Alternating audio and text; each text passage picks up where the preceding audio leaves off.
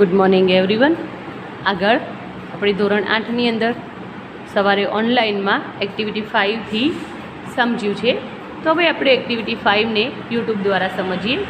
ચલો, એક્ટિવિટી 5 છે, જે આ ચિત્ર તમને દેખાય છે એ કનૈયાલાલ માણેકલાલ મુનશીનું છે.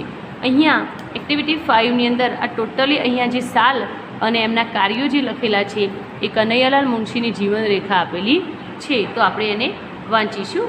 Here is the timeline of the great Gujarati writer, કે આપણા મહાન એવા ગુજરાતી લેખક છે કનૈયાલાલ માણેકલાલ મુનશી, અને એમના વિશે એમની જીવનરેખા છે તે સ્ટડી ઇટ કેરફુલી. તો તમારે ધ્યાનથી વાંચવાની છે. વિદ્યાર્થી મિત્રો, જો કદાચ એકમ કસોટીમાં આ રીતે પૂછાય કનૈયાલાલ માણેકલાલ મુનશીનું ફોટોઝ આપી તમને ક્વેશ્ચન આન્સર લખવાના હોય અથવા તો ક્વેશ્ચન બનાવવાના હોય અથવા એસે પણ આપી શકે છે, કારણ કે હવે આપણે ગવર્મેન્ટના પેપર આવશે. આ વર્ષની જેમ ગઈ સાલ આપણે ઇંગ્લિશના પેપર સ્કૂલમાંથી નીકળ્યા હતા એ રીતે નીકળશે નહીં. તો તમારે ગવર્મેન્ટના જ પેપર આપવા પડશે. તો ગવર્મેન્ટના પેપરની અંદર તમારે જોવું પડશે કે નિબંધ અમે લખાવીએ એ સિવાયના પણ અધર નિબંધ પૂછાઈ શકે છે. તો હવે આ રીતે આપણે ધ્યાન આપીએ. તો 1887 1887માં બોર્ન એટ ભરૂચ, કનૈયાલાલ માણેકલાલ મુનશીનો જન્મ ભરૂચમાં થયો હતો. 1916 રોડ પાટણની પ્રભુતા, 1916માં તેમણે પાટણની પ્રભુતા વિશે એક બુક બહાર પાડી હતી. 1920 1920માં રોડ પૃથ્વી વલ્લભ નામની નવલકથા એમને લખેલી છે. 1930 1930માં લોપામુદ્રા ફાઉન્ડેડ ભારતીય વિદ્યાભવન, લોપામુદ્રા ફાઉન્ડેડ કરીને એક ભારતીય વિદ્યાભવનની સ્થાપના થઈ હતી. 1937 to 40 1937થી 40 દરમિયાન તેમણે શું કામ કર્યું? રિમાઇન્ડેડ ધ હોમ મિનિસ્ટર, તેઓ હોમ મિનિસ્ટર રહ્યા હતા ઓફ મુંબઈ સ્ટેટ, કે મુંબઈ રાજ્યની અંદર મુંબઈ સિટીની અંદરના હોમ મિનિસ્ટર રહ્યા હતા.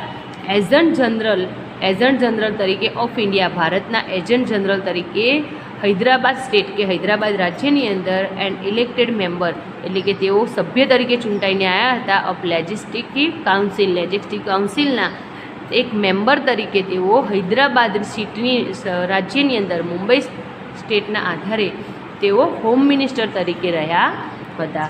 1952 to 53 તો રિમાઇન્ડેડ મિનિસ્ટર ઓફ એગ્રીકલ્ચર, એગ્રીકલ્ચરના મિનિસ્ટર રહ્યા હતા. એગ્રીકલ્ચર એટલે કૃષિ, કે જે ખેતીવાડીને લગતું આવે છે તે.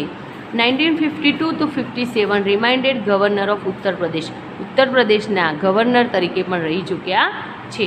હવે વિદ્યાર્થી મિત્રો, અહીંયા આપણે એમના વિશે લખ્યું છે, અહીંયા લખેલું છે હી ડાઇડ ઇન 1907, કે તેઓ 1971માં મૃત્યુ થયું હતું. And he is resident in Mumbai, તે મુંબઈની અંદર 1971માં તેમનું મૃત્યુ થયું હતું.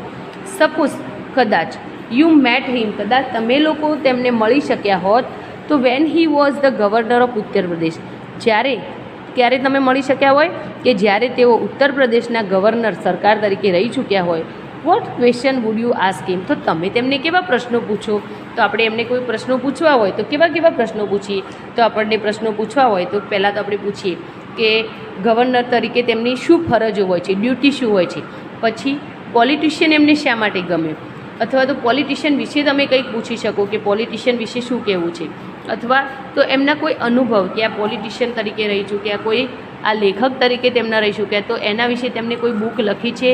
તો એ રીતેના આપણે ક્વેશ્ચન પૂછી શકીએ. અહીંયા મારી પાસે જૂની ચોપડી છે એટલે થોડાક અંદર લીટા કરેલા છે.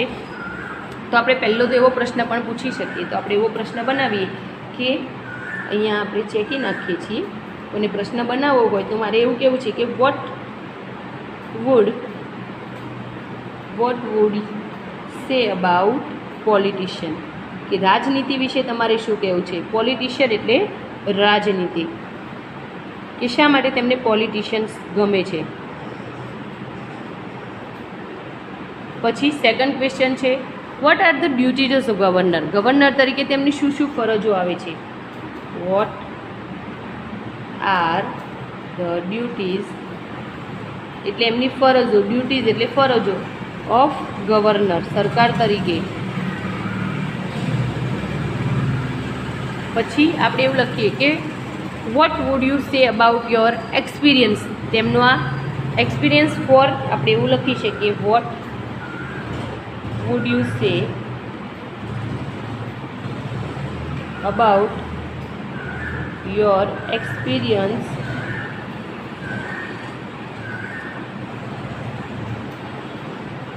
for writer. લેખક તરીકે એમનો કેવો અનુભવ છે, બરાબર, એવો પણ પ્રશ્ન પૂછી શકીએ. અથવા તો આપણે એવો પણ પ્રશ્ન પૂછીએ, what you write about a book. શું તમે કોઈ એક્સપિરિયન્સ વિશે બુક લખી છે? આપણે એવું પૂછીએ, what you write a book on your experience. શું પોતાના એક્સપિરિયન્સ ઉપર કોઈ બુક લખી છે? તો આ રીતના આપણે પ્રશ્નો પૂછી શકીએ છીએ. હવે નેક્સ્ટ છે prepare your fathers and mothers timeline, write 5 sentence about him and her. તમે પણ આવું તમારા મમ્મી પપ્પા વિશે લખી શકો છો અને તમે પણ આ રીતના આ ટાઈપનું ઉપરના જેમ બનાવી પણ શકો છો. હવે નેક્સ્ટ છે activity 6, following the steps to plan. કે અહીંયા પ્લાન તૈયાર કરવામાં આવે છે કે quiz competition and read them. તેને ધ્યાનપૂર્વક વાંચો અને ગ્રુપની અંદર અરેન્જ કરી આ યોગ્ય રીતે ગોઠવણી કરો. પહેલાં તો આપણે આ વાક્યો વાંચીશું અને પછી એની ગોઠવણી કરીશું. Make a group of 3 to 5 friends. પહેલાં તો 3 થી 5 મિત્રોનું ગ્રુપ તૈયાર કરો. Decide question for each round. દરેકે દરેક રાઉન્ડ વિશે તમારે કેવા પ્રશ્નો પૂછવા એ પણ તમે કરી શકો છો. Select scorer and quiz master. કોઈ ગણતરી કરવાવાળો માણસ અને પ્રશ્નો પૂછવા માણસવાળાની તૈયારી કરો. Give a name to each group. દરેક ગ્રુપનું કોઈ ખાસ નામ આપો. List question and their answer. પ્રશ્નો તૈયાર કરો અને એના જવાબ પણ તૈયાર કરો.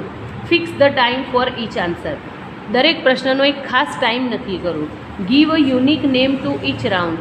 દરેકે દરેક રાઉન્ડ પતે એ રાઉન્ડના સારા એવા નામ આપો. Decide the point for each question. પર પ્રશ્ને કેટલા પોઈન્ટ મળશે એ પણ નક્કી કરો. Categorize the question for to each other round. દરેકે દરેક રાઉન્ડના આધારે કેટેગરીરાઇઝ ભાગ પાડો કે કેવા કેવા પ્રશ્નો પૂછવા. કે પહેલાં રાઉન્ડમાં ફોરા, પછી એનાથી થોડા હેવી, એનાથી થોડા ભારે અને લાસ્ટ રાઉન્ડમાં સૌથી ભારે. લાસ્ટ છે પ્લે ધ ક્વિઝ. પછી તમે ક્વિઝ રમી શકો છો. પહેલાં તો સૌથી પહેલાં આપણે તો શું કરવાનું, list question and their answer. પહેલાં તો એના પ્રશ્નો અને એના જવાબ તૈયાર કરવાનું. સેકન્ડ છે decide question for each round. દરેક રાઉન્ડના પ્રશ્નો નક્કી કરો. આગળ છે થર્ડ, તો categorize the question to each round. Categorize નક્કી કરો. ચલો 4 નંબરમાં આવશે decide the point for each question. પર પ્રશ્ને કેટલા પોઈન્ટ મળે એ નક્કી કરો.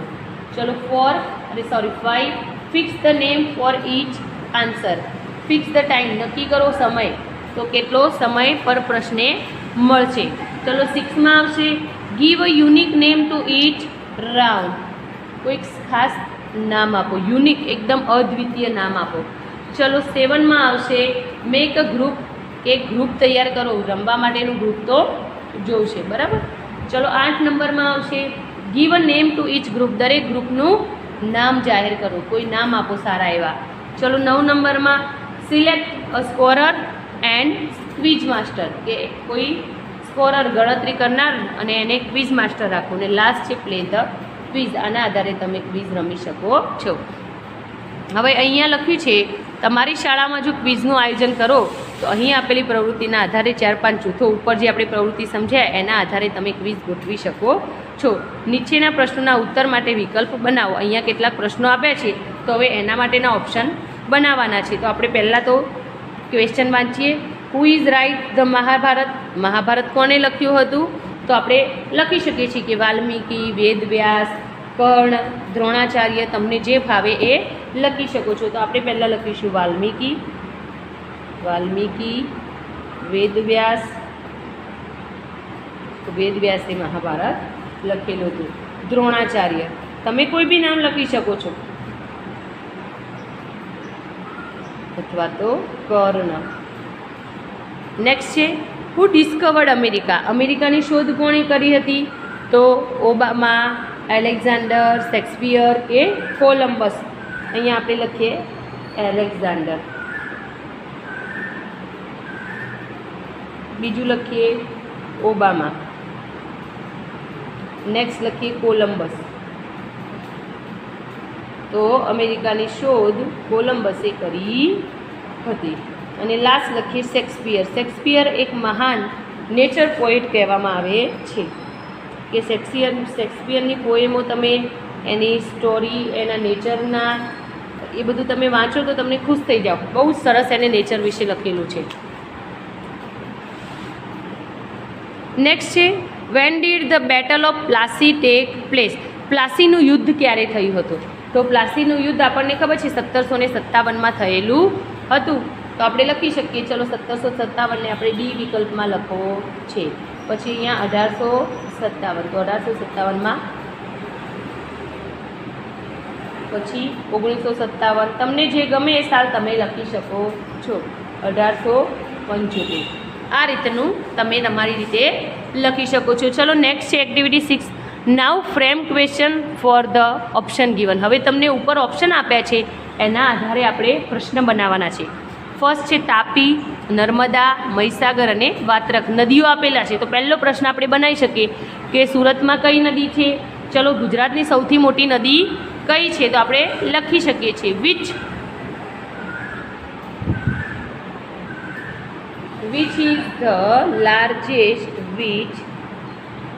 is the largest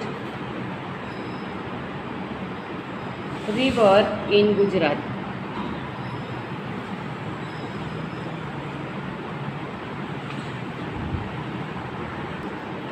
ચલો હવે નેક્સ્ટ ક્વેશ્ચન બનાવીએ.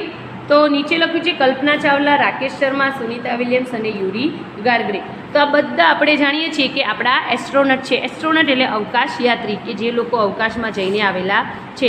કલ્પના ચાવલા એ ભારતની સૌથી પહેલી ઇન્ડિયન વુમન હતી જે સૌથી પહેલાં સ્પેસમાં ગઈ હતી. રાકેશ શર્મા એ મેન એટલે પુરુષ તરીકે સૌથી પહેલાં કોણ ગયો હતો? રાકેશ શર્મા ગયો હતો. સેકન્ડ નંબરમાં સુનિતા વિલિયમ્સ હતી. કલ્પના ચાવલા ફર્સ્ટ ટાઈમ ગઈ હતી, પરંતુ તેનું રિટર્નમાં તેને અવકાશની અંદર દિવસો પસાર કર્યા પછી જ્યારે તે ભારતની ધરતી પર પાછી આવી રહી હતી અને એ વખતે તેનું પ્લેન ક્રેશ થઈ જતાં કલ્પના ચાવલાનું મૃત્યુ થયું હતું અને જે આપણી ભારત દેશની ભૂમિ પર આવી શકી હતી નહીં. તો આપણે પ્રશ્ન બનાવવો હોય તો who was the first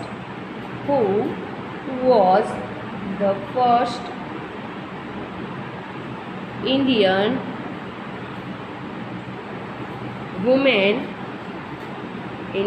woman to go in space. કે ભારતની પહેલી કઈ મહિલા જે સ્પેસમાં અવકાશમાં ગઈ હતી. ચલો નેક્સ્ટ છે કમ્પ્યુટર, ટેબલ્સ, લેપટોપ અને મોબાઈલ. ટેબલ્સ, તો વોટ ઇઝ આકાશ?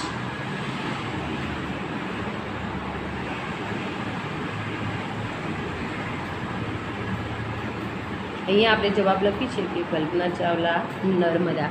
નેક્સ્ટ છે પ્રેમાનંદ, કનૈયાલાલ મુનશી, નરસિંહ મહેતા અને ઉમાશંકર જોશી. તો આ આપણા ગુજરાતના લેખકો છે. તમે એવું લખી શકો છો કે કનૈયાલાલ મુનશીની પહેલી બુક કઈ હતી? ચલો તો એ નરસિંહ મહેતાએ સૌથી પહેલું કઈ કવિતા લખી હતી? ઉમાશંકર જોશીની પહેલી કવિતા કઈ હતી? તો આ રીતે આપણે અલગ અલગ લખી શકીએ. આપણે એવું લખવું હોય કે પાટણની પ્રભુતા કોને લખી? તો હુ રોટ પાટણની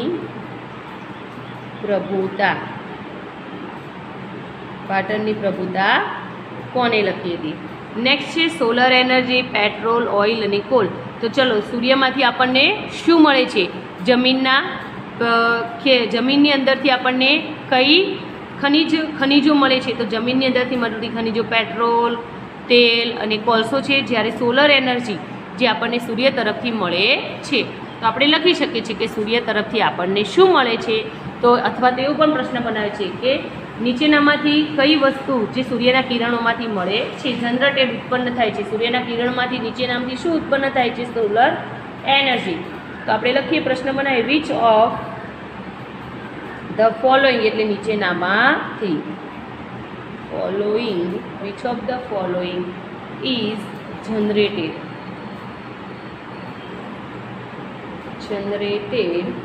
from sun rays?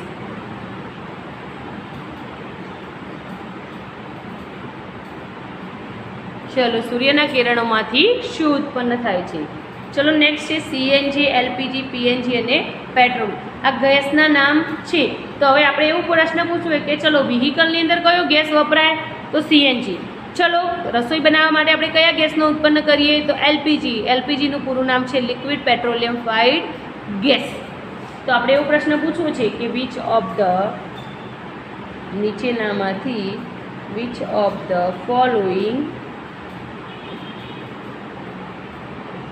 Is used, કે જેનો ઉપયોગ કરીએ છીએ ઇન કુકિંગ. કુકિંગમાં આપણે નીચેનામાંથી કયા ગેસનો ઉત્પન્ન કરીએ? ચલો, નેક્સ્ટ છે પોરબંદર, કરમસદ, અમદાવાદ અને નડિયાદ. ચલો, આ સિટીના નામ આપેલા છે. હવે આપણે પહેલો પ્રશ્ન પૂછવો હોય કે where was Sardar Vallabhbhai Patel Born? Sardar Vallabhbhai પટેલનો જન્મ ક્યાં થયો હતો? તો નડિયાદ થયો હતો. ચલો, ગાંધીજીનો જન્મ ક્યાં થયો હતો? પોરબંદર.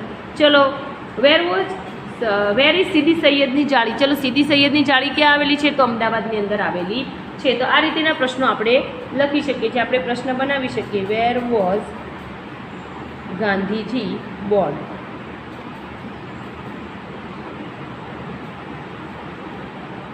તો ગાંધીજીનો જન્મ ક્યાં થયો હતો? તો પોરબંદર. ચલો, લાસ્ટ છે જુનાગઢ, સુરત, અમદાવાદ અને કચ્છ. ચલો, સુરત માટે પ્રશ્ન બનાવવો હોય તો વેર ઇઝ સુરત? સુરત ક્યાં આવેલું છે? તો Surat is in Gujarat state, કે ગુજરાત રાજ્યની અંદર આવેલું છે. બીજું કે what is famous for Surat? Surat માટે શું ફેમસ છે? તો સુરત શેના માટે ફેમસ છે? Surat is famous for zardozi work, જરી વર્ક એન્ડ ફૂડ, કે ત્યાંનું ફૂડ બહુ ફેમસ છે. તો આ રીતે આપણે પ્રશ્ન પૂછી શકીએ કે વિચ સિટી ફેમસ ફોર જરી વર્ક? જરી વર્ક માટે કઈ સિટી ફેમસ છે? તો જરી વર્ક માટે સુરત ફેમસ છે. તો વિદ્યાર્થી મિત્રો, અહીંયા યુનિટ 1 પૂર્ણ કરીએ છીએ અને આના પછી આપણે સ્વાધ્યાય પોથી જાણીશું. Thank you.